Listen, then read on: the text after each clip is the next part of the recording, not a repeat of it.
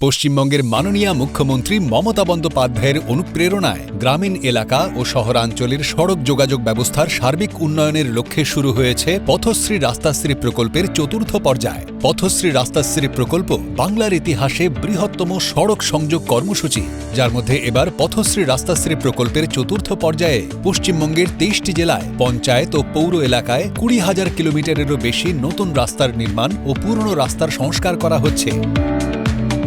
এই প্রকল্পে bituminous, cement, concrete, paver ব্লকের রাস্তা ছাড়াও এবারই প্রথম বিভিন্ন নতুন প্রযুক্তি ব্যবহার করে রাস্তা নির্মাণ করা হবে, যার মধ্যে অন্যতম হল ফেলে দেওয়া প্লাস্টিককে পুনর্ব্যবহার করে নতুন রাস্তা নির্মাণ।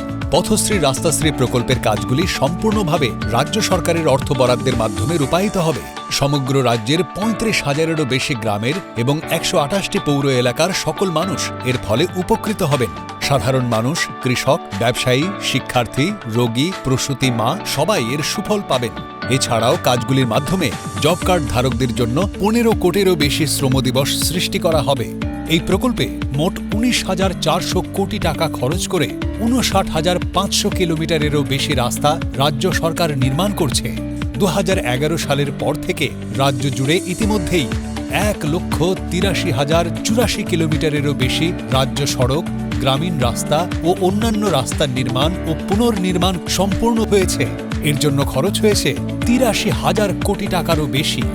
পশ্চিমবঙ্গের মাননীয় মুখ্যমন্ত্রীর স্বপ্নের পথশ্রী রাস্তাশ্রী প্রকল্প রূপায়ণের মাধ্যমে সার্বিক উন্নয়নের পথে পশ্চিমবঙ্গ সরকার। পঞ্চায়েত ও গ্রামোন্নয়ন দপ্তর এবং নগর উন্নয়ন ও পৌর বিষয়ক দপ্তর পশ্চিমবঙ্গ সরকার কর্তৃক জনস্বার্থে প্রচারিত।